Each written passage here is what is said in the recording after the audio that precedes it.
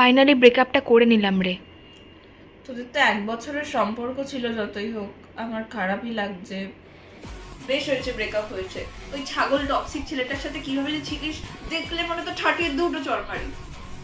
জানি না কিভাবে মুভ অন করতে পারবো। ঠিক পারবি, দেখ একটু সময় নে, একটু তো সময় লাগবে, বল পারবি ঠিক।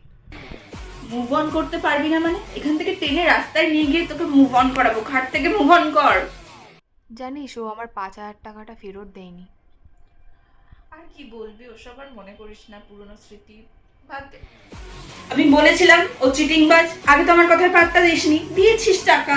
আমি হলে না 5,000 কেন 5 টাকাও দিতাম না ওই ফালতু ছেলেটাকে। আর জানিস ওর বেস্ট ফ্রেন্ড মেয়েটা, আরে বাদ দে না, ছাড়, যেটা হবার হয়ে গেছে, বাদ দে। বেস্ট ফ্রেন্ড কেন, ওর গোষ্ঠীর সবাইকে নিয়ে কোনটা কে সবই বলেছিলাম, তখন তো পাত্তা দিসনি। যাই হোক, এখন আমার বেস্ট ফ্রেন্ড আছে, বেঁচেছে, এই জন্য আমি ভগবানের কাছে কালকেই গিয়ে পুজো দিয়ে আসবো।